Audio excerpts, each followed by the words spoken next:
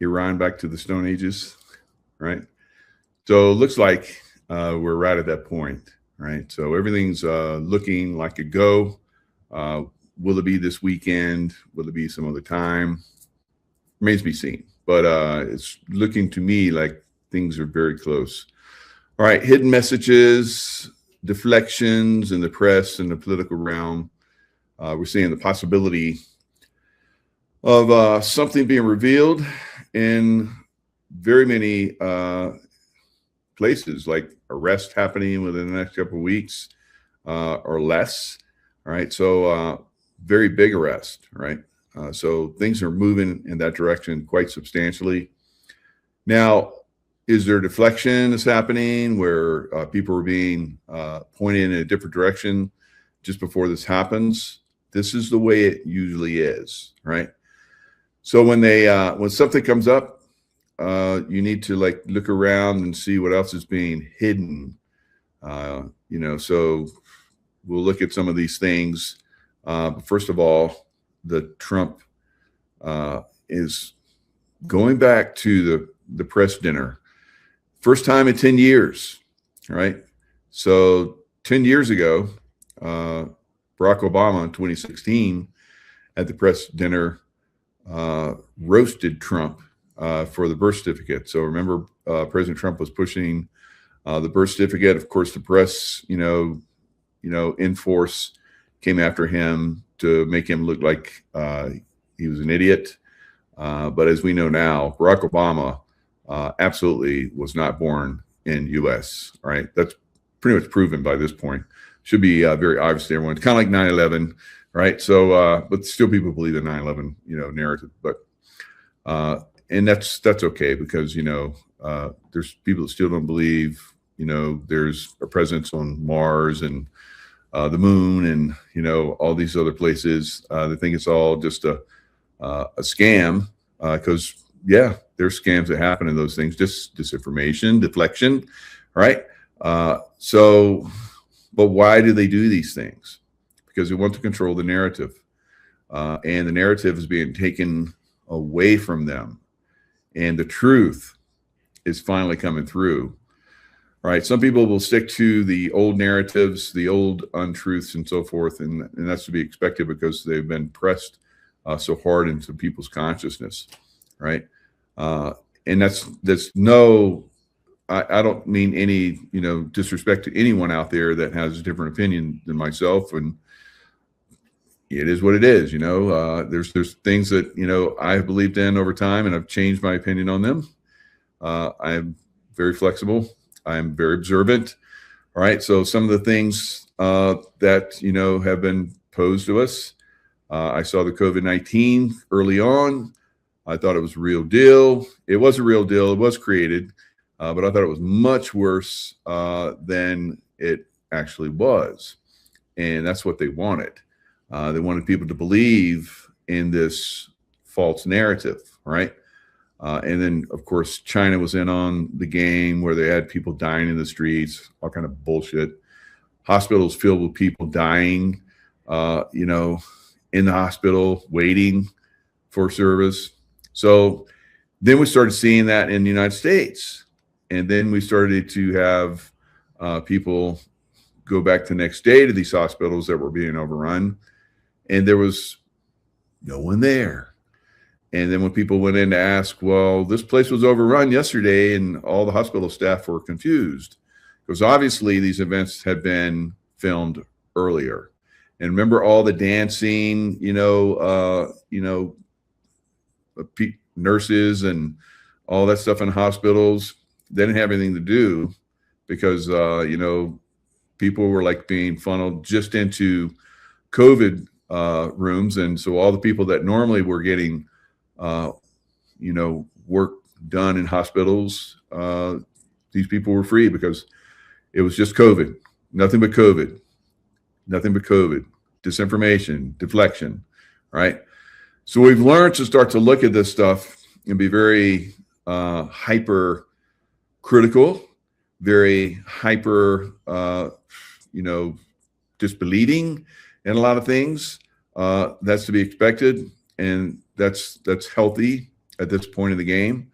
But at some point, you have to, like, start to understand that some of these things are real, kind of like the, Obama birth certificate. Now, President Trump was pushing for evidence of, a birth certificate from Obama. There wasn't one.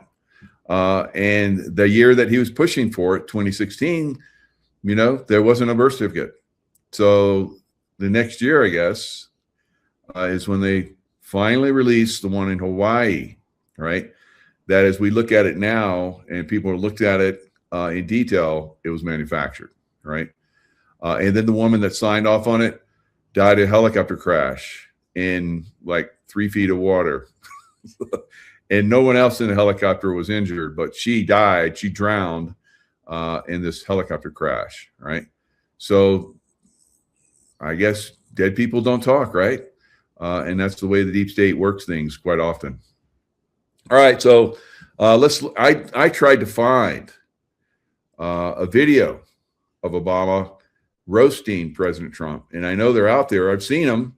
I pulled several of them up, and they wouldn't play. They won't play. And maybe some of you out there could find them and maybe post it in the chat if it works. And maybe it's just, YouTube wasn't letting me play them for me so I could show you. But I can talk about it because there is documented evidence of Obama roasting President Trump over the birth certificate. So let's look at that. All right. So tonight, as I'm saying this, it's probably already started, but President Donald Trump is attending the White House Correspondents' Dinner for the first time as president because he refused to do it because they treated him badly, he said, right? And he's not one to, but now he's like, it's no big deal. You know how he goes back and forth. He didn't say, bad words. That's not the way he works. But he said they treated me badly, right? And I'm not going back. And wow, it wasn't long after that President Trump became president after they roasted him. It's a payback, I guess. I don't know. We'll see. All right. So sparking discussions about his relationship with the media. All right. So a lot of the media are, boycotting. They're not going to it because President Trump's going there. I'm like, good. All right. You guys are all corrupt. You all need to be thrown in prison, all of you. All right. So at some point, I think we'll probably see that. But there's a thing called freedom of the press, and they don't want it to disrupt that at this point. But I think eventually some of these people will go to prison. All right. God, there's going to be so many prisons filled. Did you guys see that they're, going to in San Francisco harbor where they have Alcatraz? They're going to redo that. They're going to make it into, a prison for Newsom and Pelosi and all those people. I'm just speculating that's what it's going to be done for, but it can only hold like 500 something people. I mean, they're going to have like 10 times that many from California political types that are going to have to go to prison. So I don't know. Maybe they'll just put the highfalutin people in there. And then, of course, you have Oregon and you have Washington State and you have Colorado.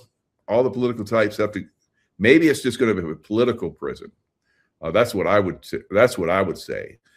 So the top political people, all those governors and all those states, and their minions below them should go to Alcatraz, right? And who knows?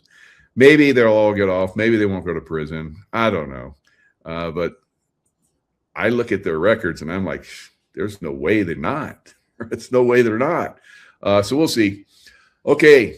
So he's doing it. Started at 8 p.m. Eastern time. I was thinking about maybe I would have it on and I would have it on the background while I'm doing the show. But I'm like, let President Trump have his day or his evening. We'll see some pretty good highlights probably from this. And I'm looking forward to it. I may, after this show, kind of turn it on and see what's going on. because then it's got to, like, it's got to take a little time, things to get saucy, and we'll see what some of these people come up on stage and say. All right.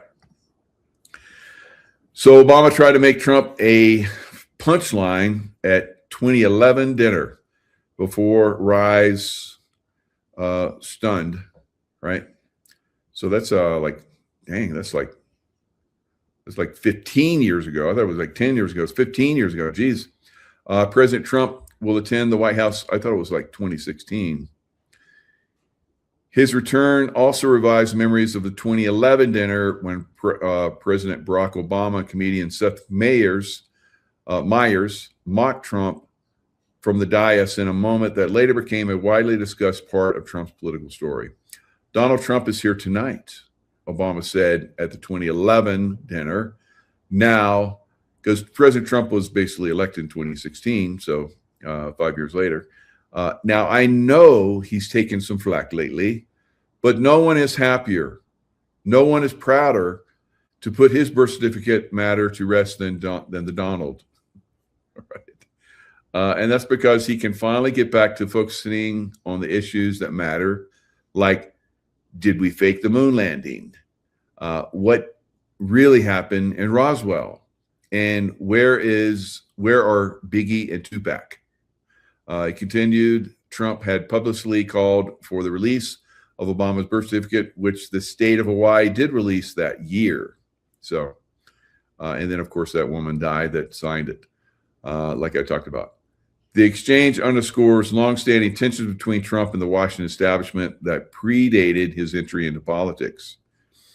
Speculation mounted that the jabs helped fuel Trump's eventual decision to launch a presidential run, culminating in a stunning upset victory in 2016. Donald Trump, proves FAFO, right? All right, Trump denied that Obama's 2011 jokes prompted his candidacy, telling the Washington Post in 2016 that there are many reasons I'm running, but that's not one of them, right? So, all right.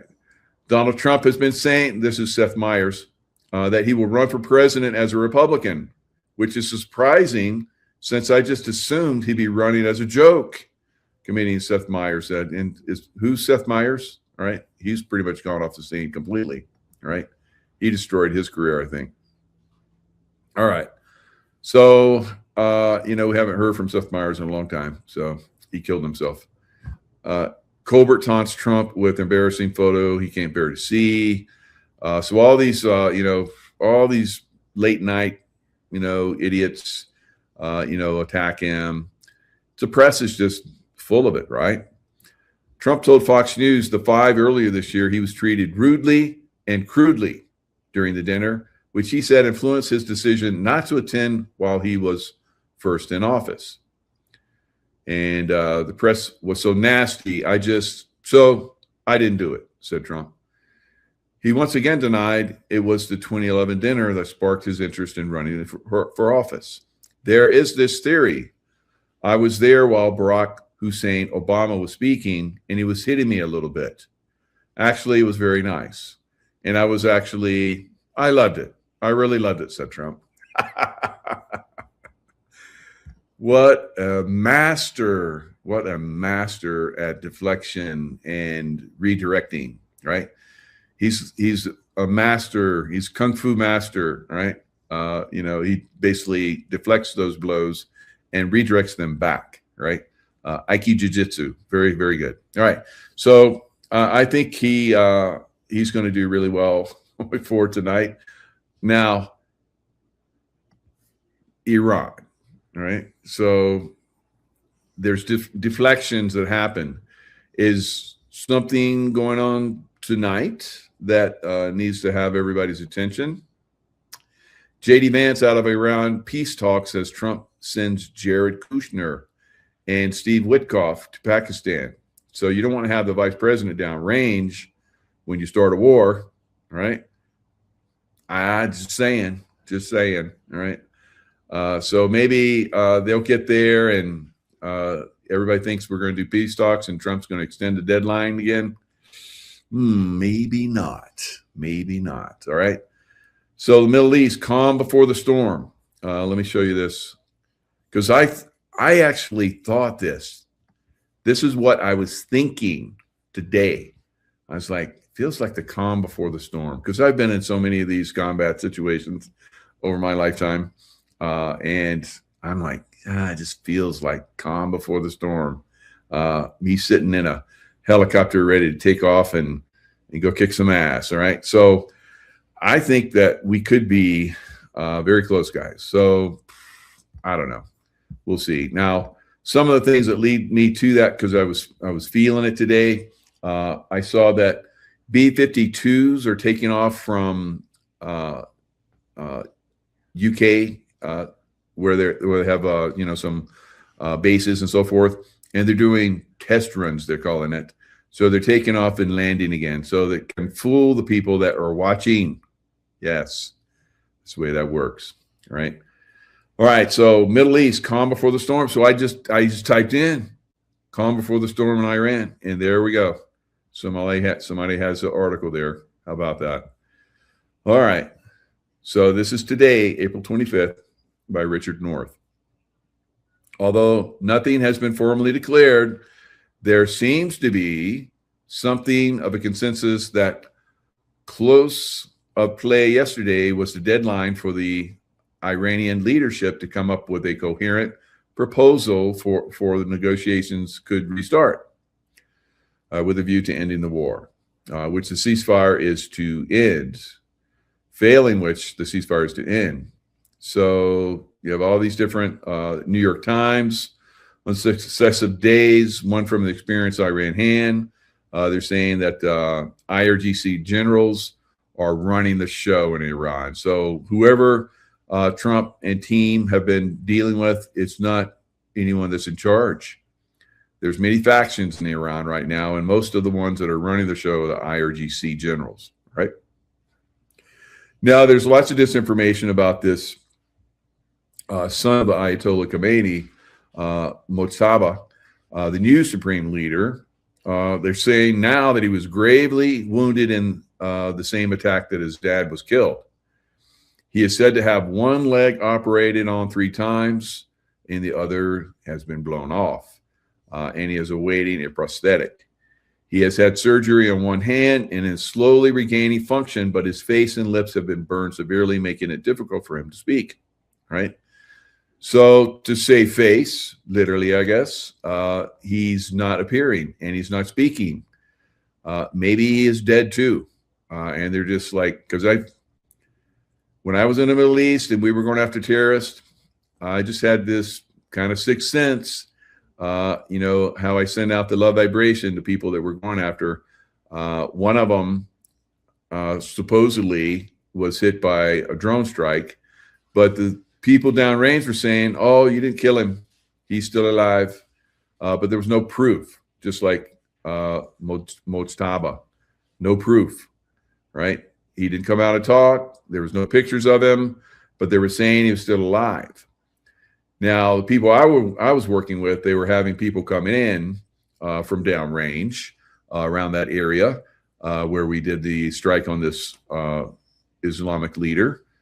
He was I think he was a cleric, and the clerics there are the ones kind of like Khomeini that are the radicals, and they run roughshod not only on the religious side but also political side, right? So this guy I said was dead, and we kept having people come from downrange saying, yeah, he's still alive, and some of the people in the leadership areas of the CIA, who I work with, they looked at me and they knew that I was usually quite right on these things. After several years, they started to trust my intuitions on these things. But there were people that were like, oh, you don't know what you're talking about. Everybody's coming from downrange and they're saying he's still alive. I'm like, we'll find out, right? So it took a whole year before they finally admitted that this leader was dead, right? So they're doing the same thing with this guy, I believe. I don't think the guy's alive, but we'll see. All right. So what is not disputed is that Khomeini has not recorded a video or audio message since assuming the leadership. Very similar to things that I have seen in the past that I'm relating. Officials, we are told, say this is because he does not want to appear vulnerable or sound weak in his first public address. He has issued several written statements that have been posted online and read on state television. Sure, he's put out statements. Okay. We are led to believe that messages to him are handwritten, sealed in envelopes, and relayed via a human chain from one trusted courier to the next, who travel on highways and back roads, on cars and on motorcycles, probably donkeys and, whatever, until they reach his hideout. His guidance on issues is said to snake back the same way. So nice story, guys, but we'll see. Now, however, there are persistent rumors that Mojtaba is already dead. And that's what I believe, right? So we'll see. One way or another, we're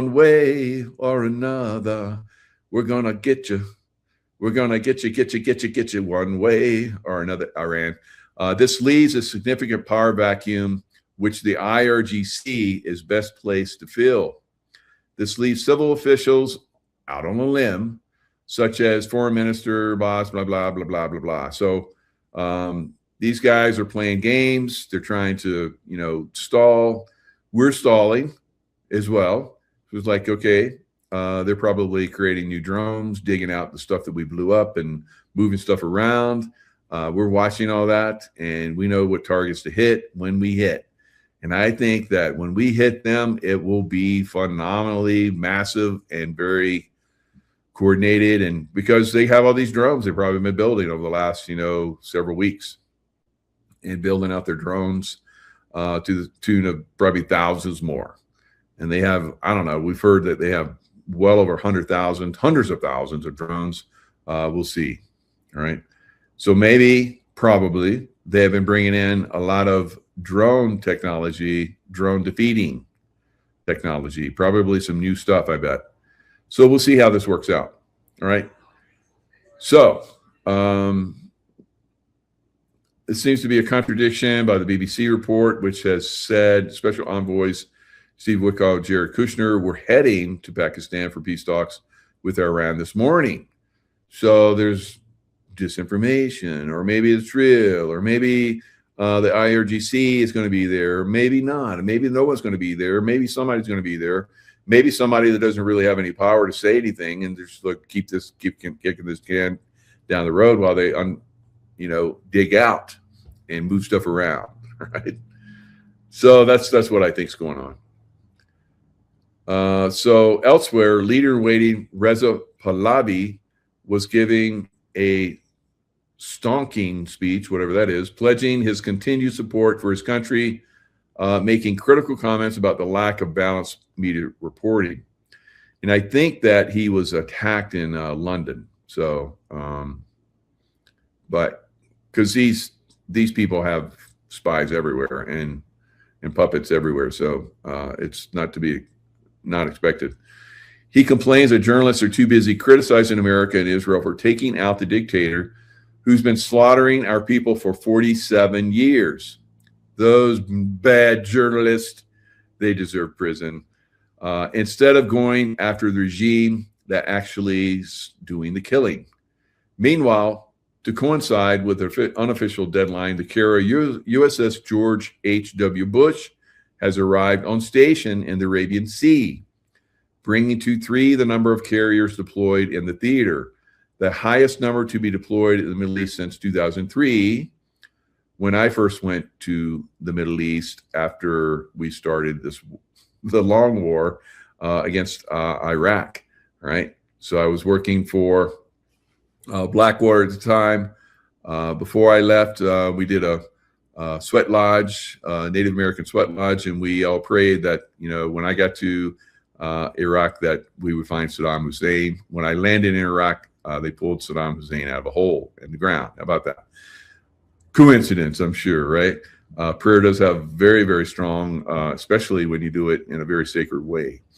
All right. an effect on things. So reinforcement and supplies continue to pour into the region. Now, one of the things they said, the reason why we went into Iraq was that Saddam Hussein was going to use the euro to do trading in oil instead of the US dollar.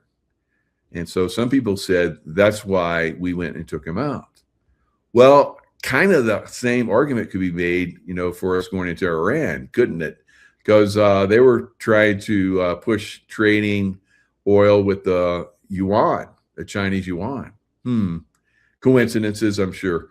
But anyway, regardless, reinforcements and supplies continue to pour into the region with a continuous air bridge of U.S. military cargo jets and air tankers being reported.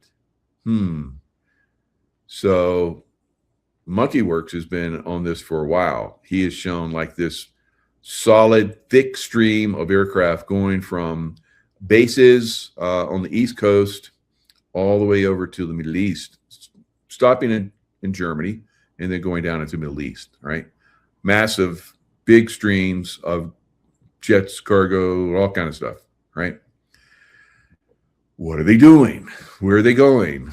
What are they bringing there? Lots of bombs and lots of missiles, right? Because, you look at what's probably on those aircraft carriers and those cruisers and those destroyers. They probably have a lot of stuff, but they're probably going to fire a lot of stuff if this thing kicks off. Not if, when this thing kicks off. And when it kicks off, they're going to need to be resupplied. So they're really coming in. And there's pre-positioned cargo ships out there. This is one of the things that I remember when I was in the military. So they probably have made their way into that environment. They don't talk about that, of course, but they're out there, pre-positioned, all around the Pacific, all around the Indian Ocean, all over the place, guys. We can resupply on a massive scale. And this is only 10% of our forces. Only 10% is crazy, isn't it? So 3 aircraft carriers, first time since 2003. 3, right? That's a lot of firepower. And of course, we got the B-1 bombers, the B-2 bombers, the B-52 bombers, B-1s, B-2s. So you name the B, we got them in the area. All right, ready to go. All right, lots of Bs, and they're going to sting. And it's going to be a slug match coming up, guys. A report from Tel Aviv indicates that 25 U.S. refueling and transport aircraft have landed in a rare surge, raising speculation that this is preparation for potential conflict rather than routine movement. One other transfer of note was a squadron of 12 United States Marine Corps FA-18 Super Hornets, shepherded by 9 KC-46A tankers from their base in Beaufort, South Carolina. I'm a South Carolina boy, so that's good. I'm glad they're getting some firepower from South Kakalaki. Good job. To an undisclosed location in the Middle East. Observers note that the movement involving a 9-hour flight from the staging point in the Azores is extremely unusual for single-seat aircraft and possibly signifies extreme urgency. The main role of these aircraft being close air support for amphibious landings. That's what the Marines do, all right? And they can fly behind the lines with their Osprey, where they can go rotor, or they can rotate them, become like, fast-moving aircraft, so they can get around. And I would not like to have those devil dogs coming after me, right? So huge respect for the devil dogs, right? And they got that from World War I, where they just kept coming at the Germans, and they were like, who are these devil dogs, right? So it stuck. The sense of urgency is reinforced by calls by Russia, China, and India for their citizens to leave Iran immediately. When the West calls for evacuation, that's expected. But when China, Russia, and India, Tehran's strategic partners, join in, it means the intelligence available to Moscow and Beijing confirms that the impending strike is inevitable and unstoppable.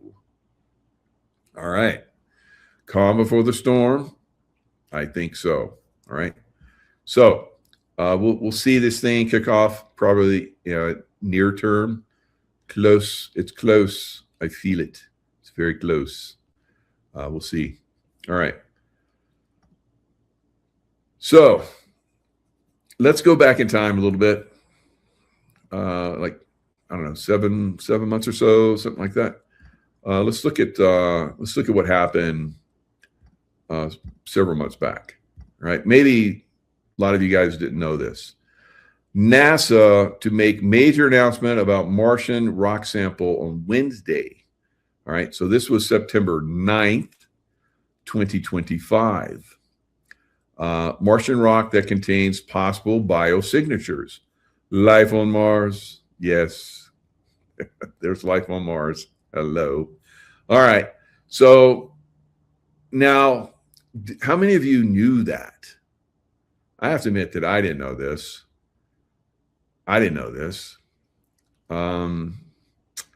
Now, this was published September 9th, and they were going to make the statement on September 10th, right? At 11 a.m. Eastern Time on Wednesday, September 10th. Anybody remember anything else that happened on September 10th on that day last year? Anybody?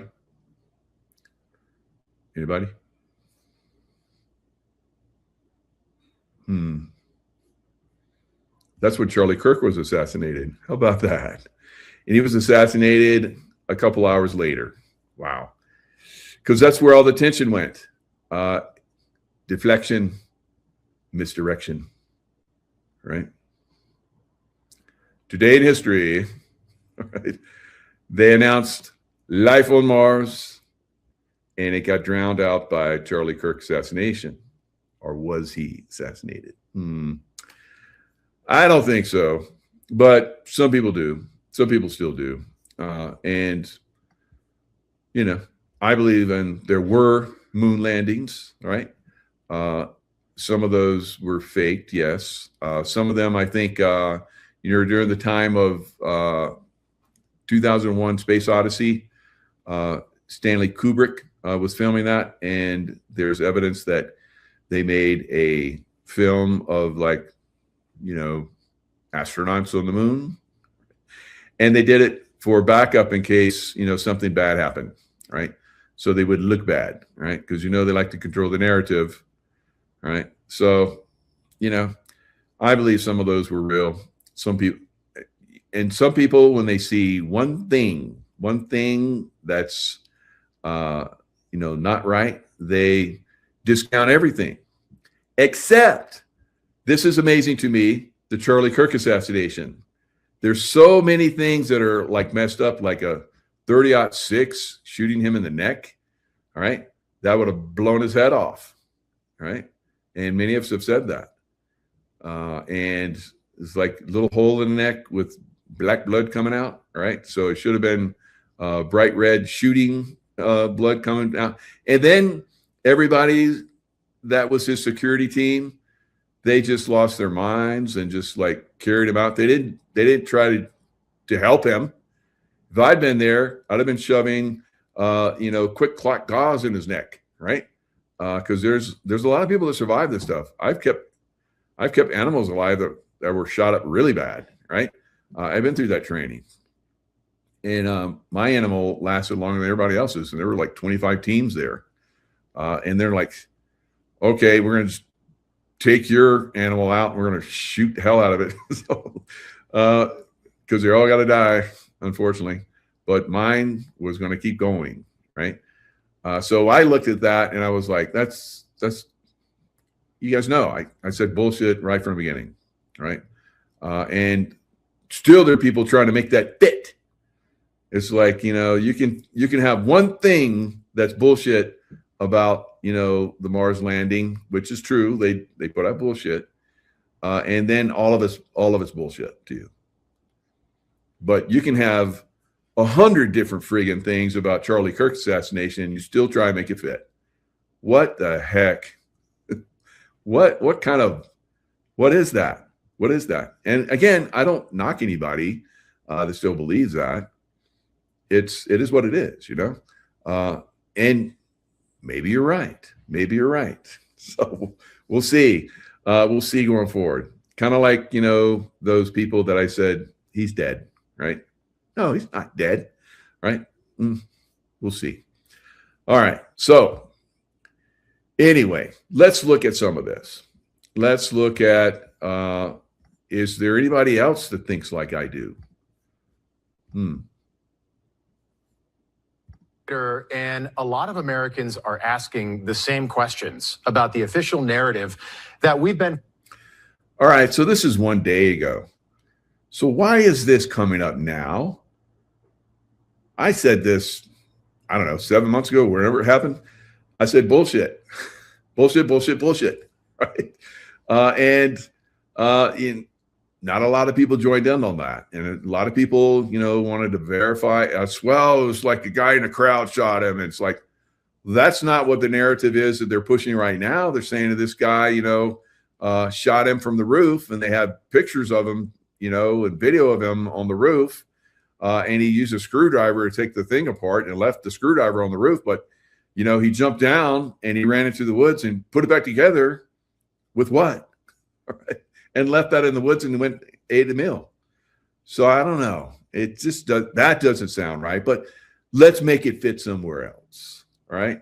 Yeah, that's bullshit. That's all bullshit, So let's see if anybody else has the same opinion I do. For months about what really happened that day at Utah Valley University in September.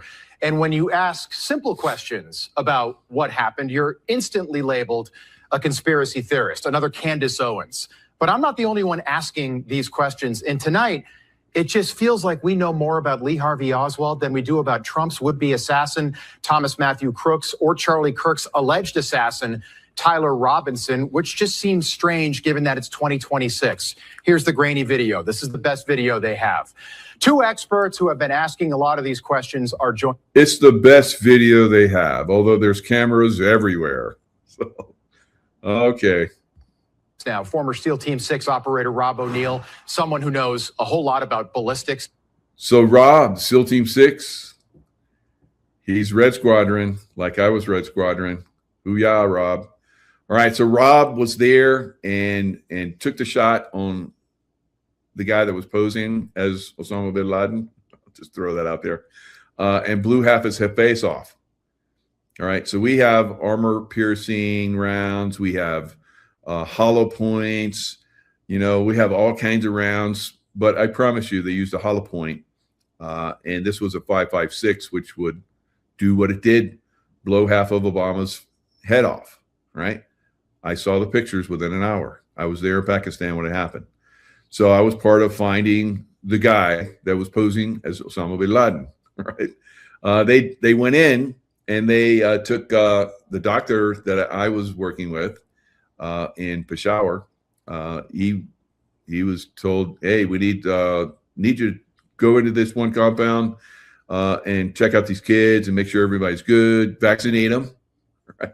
Give them some vaccinations, and take these tongue suppressors, look, make like you're a doctor checking them out, and then take those tongue suppressors and put them in a bag and bring them back to us. Well, they found out that they realized that those kids, some of them at least, had the same DNA as Osama bin Laden, because the CIA, he worked for the CIA, right? So they knew all that stuff, right? So anyway, Rob was there, and let's see what Rob says, because Rob has killed some people, right? Not only the guy posing as Osama bin Laden, but some other people, right? And so he talks about, what happens when you get shot, because he's seen it. I've seen it, right? He's done it. shot Osama bin Laden. We're also joined by retired Air Force Brigadier General and Combat C-17 Commander General Blaine Holt. Gentlemen, great to have you on. Rob, you know what you're talking about. That's why we had you on. You know about ballistics. You shot bin Laden. What bothers you the most about this investigation? Thanks for having me, Rob, and good to see you, General Holt. You too. A lot of things bother me. It bothers me about this. Nothing in particular. And it's not like I'm out there saying big lie or a conspiracy or someone did it. I'm just saying I've been in a lot of shootings. I've killed more than a handful of people, and this thing looked shady off the bat. I mean, I've killed people closer than I saw the camera, and I've never seen a shirt move like that. That looks like an explosion to me. Just the fact that no one started doing first aid to Charlie Kirk, they were more concerned about getting SIM cards out of cameras, removing cameras, and then getting him off the X somehow. There didn't seem a lot of concern for his life. It seemed like just clean it up. And then, I mean, I've been told they paved it over a couple days later. And then you get Erica Kirk behind all the razzle dazzle, and she's really quick to forgive the alleged shooter, which technically says that was him because I forgive him, but then she can't forgive Candace Owens for having an opinion or asking questions. And they mock people by saying, oh, I'm just asking questions. Yeah, I'm a SEAL Team 6 sniper. I'm asking a lot of questions. No one wants to answer them. And you're able. All right. So that's very interesting, right? So why now? Why now are they pushing the other narrative? Because you couldn't have that narrative, but now you can. What's going on? What's going on? Is something about to be revealed? Is something about to change? The narrative about to change? Go in a different direction? I've been watching this stuff, all these types of things for a long time. And I say, something's up. Something's up. All right. So let's look at some other things. All right. Now, I basically, I took the video. Remember the video that came out and I couldn't believe they're like, you're actually allowing us to show this shooting, right? Because I've shown some other things like that, some other events that I said bullshit on, and they pulled them off right away. Now this one, when I talked about it on YouTube, they pulled it off right away, but it was allowed to stay on Rumble, and Rumble, I mean, you guys went over to Rumble and blew it up. Within the few hours that I had it, and I basically dissected it on YouTube, it blew up. It was like, I don't know, 150,000 views. It probably would have been, by this point, it probably be 10 million or something crazy. But, you know, they have to control the narrative. We know that. They control the narrative, a lot of different things. So they control the narrative for a long time. Now they're switching the narrative. What's up, right?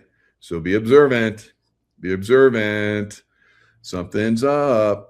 All right, let's look at this video. It's not the one that's the horrific one. So if you don't like any of this stuff, you don't want to watch this. Just like when you were a little kid and your parents, you know, put a hand over your eyes when there was horror or something like that. Go ahead and do that now, right? So let's look at a little piece of this. All right, so you see him, his shirt blows up. It's like, what's going on? It's almost like he's anticipating being shot or something. He's like getting ready. Is it already happening? I don't know. I've never seen anything like this. Usually you don't start to tense up until you've actually, something's happened to you. All right. I know because I'm a hand-to-hand expert, and when I hit someone in particular ways, they react to it.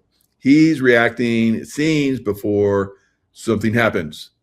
All right. But, you know, I just kind of like to look at these things and have an opinion. It's just an opinion, just an observation. It could be something different. It could be the real thing. I don't know. Right. I wasn't there. But when I look at something like this, I can, you know, dissect it.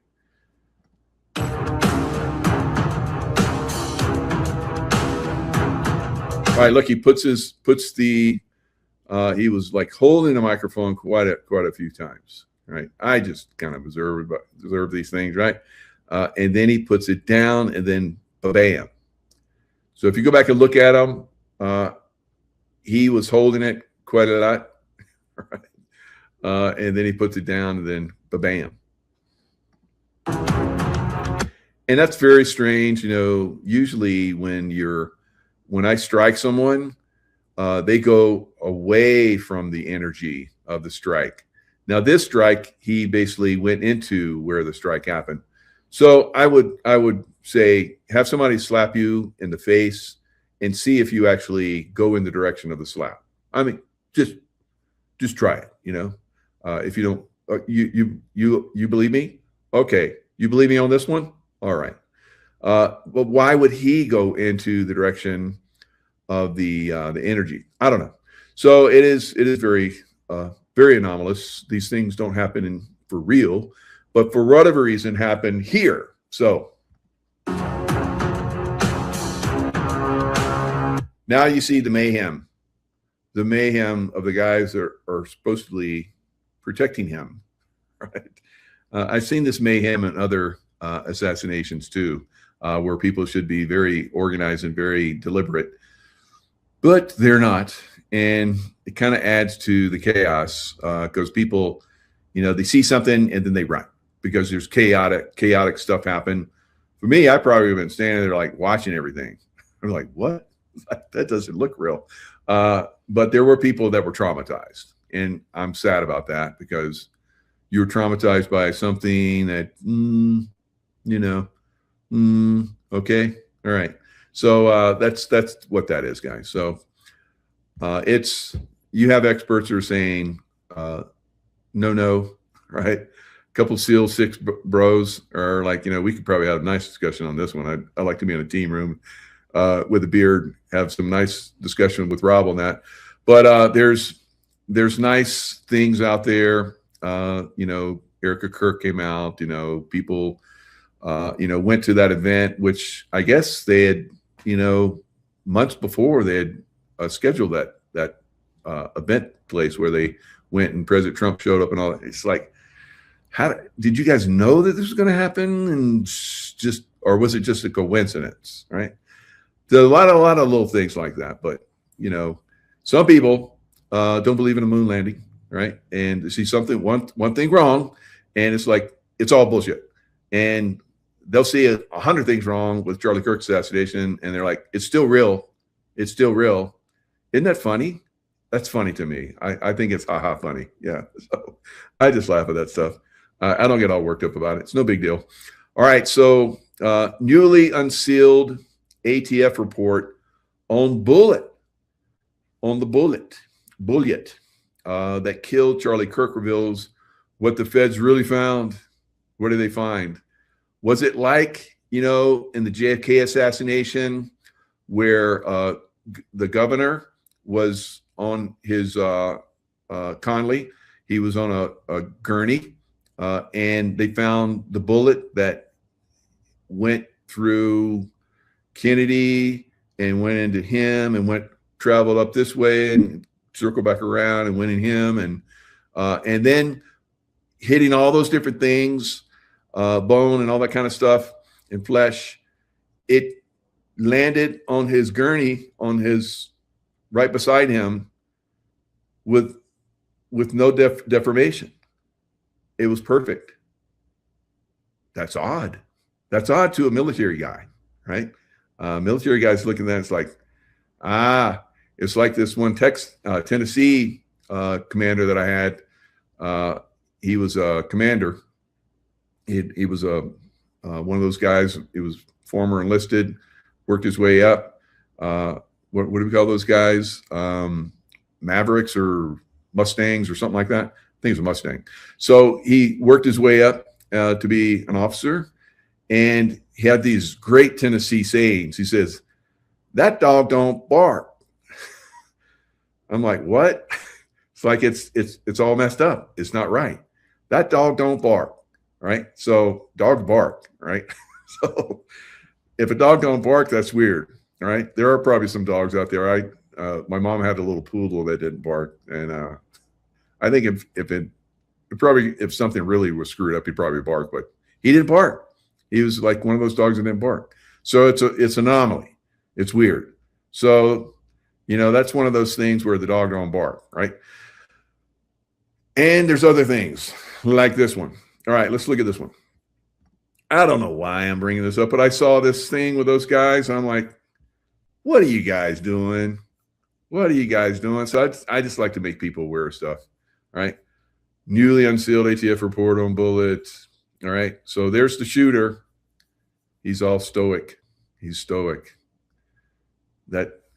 So he took a 30-06 and shot the impossible shot, right? And hit Charlie Kirk, and it kind of like made a little ding in his neck, and some black blood pushed out, and he fell back into the energy of the shot, right? So they're saying that this 30 caliber deformed, damaged bullet jacket fragment.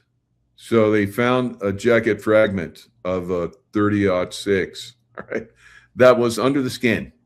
They found it under the skin of Charlie Kirk. All right, it was laying there. So the rest of the bullet, where's the rest of the bullet? You just have a fragment. Okay, that's good. You found a fragment, and it matches the gun. That's amazing. That's amazing how you guys did that. That impossible shot and that impossible wound, right? But why? Why can't you find the rest of the bullet? Right? Did it disappear? Did it just when everybody's running around like, you know, crazy, maybe it slipped into somebody's shoe or it got stuck on somebody's shoe, and when they came up and they started quickly cleaning the site and you know, taking down the cameras and all that kind of stuff, maybe, you know, it got tracked away, all those fragments. Why would it fragment? So they're saying it hit his spine. All right, okay, right. It came in the neck and traveled all the way over there to the spine. Okay. Anyway, if his spine had been hit, now I can take your body as someone that knows how to manipulate bodies, and if I take your spine, it's going to react how I take it and push it. Now he did not react as if his spine was hit, right? So all these anomalies. It's just, God, why do we even put up with this shit? It's so funny. It's so funny to me. It's so funny how we don't talk anymore. Now, George Zinn, you guys remember the 71-year-old guy, bald-head guy that was like, you know, I shot him. And they're like, that's our guy. And they're like, they shot him in the crowd with a little something, I guess. You guys maybe thought it was a little something, not a big bullet, right? And so they arrested this George Zinn, elderly man. Now, there's some odd things about George Zinn, and we're going to talk about them, all right? Because in the craziness of the event, then probably a lot of you guys don't know some of this stuff too, all right? All right, George Zinn claimed he shot Charlie Kirk to distract. That's what he said, policed. So they're like, well, why did you say that? Because now he's a lifelong Republican, and he goes to a lot of events. He was at 9/11, and he spoke about seeing the planes hit the towers. Well, we know the planes didn't hit the towers, right? But he said they did, and he said there's probably Al-Qaeda did it. He knew that all the way back then. It's incredible. So a narrative creator, right? That's what I think. So they took his phone, and they're like, give us your phone. What do you got on your phone? He's like, I'm not going to tell you. And so they finally got into his phone, and they found children in very bad positions, sexual photos of children, graphic, all right? So he goes away, bye-bye, forever. So who put those on his phone? Did he put those on his phone? I don't know. I just think all this stuff is very interesting. He's probably one of those guys that because he had child porn on his phone, he's going to die in prison, right? So And then, you cover up all the other stuff that he's done for these guys, right? 20 images of kids as young as 5 years old. All right. So very strange, but not if you're, the games that are played. All right. So at this point, you guys should understand these games. All right. I've been talking about them for quite some time. All right. So let's look at his defense attorney defended the convict, describing him as an interesting man who lived a difficult life. Right. So, all right. So he basically is from Utah. He was from Utah when he was in, at the Twin Towers in New York and saw those. That's amazing. And isn't it amazing that this happened on September 10th, the day before September 11th? Huh. And he was at September 11th. That sounds very strange. I think probably if you did some kind of odds of that, it would be quite high, right? Very unusually high, right? So anyway, now it wasn't just that he was involved in. I guess he also did some stuff with, when they had the problem with the Boston bombing. He basically sent an email saying to the people that were doing investigation, or the people that were, there, running the race or whatever. This was a couple of days after the Boston bombing. He said, if you would like, I can help you plant some more explosives. Who said there were explosives? All right. When I looked at the Boston bombing, I was like, I don't know about that. Right. There were a lot of anomalies of that Boston bombing. Right. People that had injuries that looked like fake to me. Right. So I don't know. I just look at this stuff and go, that's bullshit. And everybody's like, do you look at everything and say it's bullshit? No, not everything, but quite a lot of things. Right? Quite a lot of things. All right. So you have to learn how to have that eye. Just like Rob O'Neill. He's got the eye. He's like, no, that's bullshit. And I don't have to prove myself in court, but I can tell you that's bullshit. That's not accurate. So it seems like this guy, I guess, went to events where people were speaking, political people, and he would get rambunctious and call them out, and they'd have to escort him out. So it sounds like this guy was someone that they used, right, for these events, right? I don't know, but what do you guys think, right? So why is all this stuff coming up again? I don't know. So he falsely told police that he was there at the event. And let's see, I'm scrolling down. Formative years, entry into public disruption. Talk about Zen emailed organizers at the Salt Lake City Marathon offering to help place bombs near the finish line for the Boston Marathon bombing. So he emailed organizers of Salt Lake City Marathon. Oh, okay. So it wasn't a Boston Marathon, but it was a Salt Lake City. It's like, what a crack up. He's such a funny guy. All right. Zen's most notable contributions are his intersections with major American events.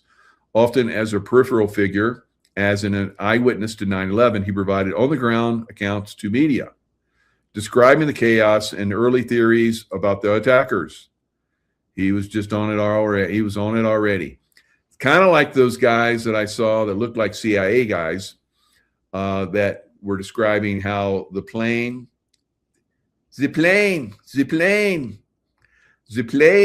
came down and it skidded across the grass and then rammed into the Pentagon. And, I went by the Pentagon after that and I didn't see any skid marks on the grass. I didn't see them. And for a plane to come in at that angle that this person was describing, I was like, a plane would have to go through the fence that surrounds Pentagon. And where are all the cameras? It's like one of the most, high security places in the world. And there's only one camera from like a what was it, from a 7-Eleven gas station or some bullshit. It's like, and it showed like this just explosion. There was a shooting at the White House dinner. All right. So Tracy's saying there was a shooting at White House dinner. I'm coming up. Michael, I just sent you a text, Ruther Mike, message with a link about shots just fired at the White House Correspondents' Dinner. How about that? Wow. Yeah. There you go. How about that? All right. So we'll look in that too, and I'll give it the bullshit meter. All right. So, but that's fitting, isn't it? All right. That's very fitting. All right. So I think there's going to be arrests coming up very soon. I did a roundtable with Scott McKay, and we were talking about, things that are upcoming. And Alpha said that he thinks he's got it on authority from someone that the arrests are coming in a couple weeks, right? So within the next 2 weeks. Now, who would be some of the top people that could be arrested? So I look around. All right. And if you don't remember who Ms. Hutchinson is, so remember this lady? She look familiar? I didn't think so, but I had to read this, so I remember. Says it flew under the radar. So what was going on the last couple of weeks? What was going on? What's not, So it flew under the radar. But in March, Representative Barry Loudermilk, a Republican of Georgia, issued a criminal referral against Cassidy Hutchinson before Pam Bondi was fired as Attorney General. The Justice Department Civil Rights Division was reportedly investigating her. Now, under Acting Attorney General Todd Blanche, who seems to be doing a pretty good job, actually, he's authorized to keep her in the DOJ's crosshairs. If you don't remember who Ms. Hutchinson is, she's the one who claimed that Trump tried to hijack the beast and head to the Capitol on January 6th. Give me that beast. Get out of the way, you Capitol, people that normally are involved in shootings like JFK, right? So I don't know. Secret Service, those guys are corruptible, obviously. So my watch doesn't know how to respond to that. So anyway, I wasn't asking you. So she was the key witness for that so-called select committee on that little riot. And her testimony only further confirmed, kind of like that one guy, that one guy's like, I did a shooting. She's like one of those people. See how I just work these things in so good, don't I? Right. So she's one of those people that they pay. She's in their employ, under their control. If you don't do what we say, we're going to make something really bad happen. And he did what they said, and they put porn on his phone to take him down forever, because he's in prison forever now. All right, so don't trust these people. Hello, don't get involved with them. I know a lot of you are. No, I'm kidding. So she was the key witness for that so-called select committee, and confirmed that we were all witnessing a total circus, a total clown act, right? Yet she's not the only one on Blanche's radar. Yes. Todd Blanche has approved an inquiry into Cassidy Hutchinson, who is the subject of a criminal referral. All right. So all those people that were involved in J6, the trial, all those people that are no longer around anymore in Congress, they're probably going to be arrested and be tried. So beyond Mr. Brennan, we also have other problem people. So beyond Mr. Brennan, current and former officials say Mr. Blanche has also given the green light to inquiries to Carrie Cassidy Hutchinson, former White House aide, who outraged Mr. Trump 4 years ago after she implicated him in the violence that erupted on the Capitol. And then she went and testified about it to make him look even worse. And that, then all the press, this shooting that's happened at the press thing, because shooting just happened. Trump's not there now. Trump's gone. He won't be back, right? So if there was a shooting there, the Secret Service, that's their job to get him out of there, and he goes away, right? So much for that, because he needs to go back to the White House and coordinate this bombing that's going to happen in Iran. Just my thoughts on that. But anyway, moreover, misdirection, deflection, right? Moreover, prosecutors plan to revive a botched attempt to bring charges against James Comey, the former FBI director, after a federal judge threw out charges last year that Mr. Comey had lied to Congress. He threw him out. He lied to Congress, and he threw him out. He should be in prison. Or maybe he is. Maybe he's gone. Maybe he's bye-bye, like a lot of people think. And we'll see. All right, so there's a lot of people that are going to be arrested. And we've been thinking about this. We've been thinking it's like time, long past time, right? But, timing is everything. And I think we're getting close to that time. Because, you got a war going on, which is coming. And that gives cover to arresting people. Because everybody's looking at the war, and you start arresting people, and people are like, what? But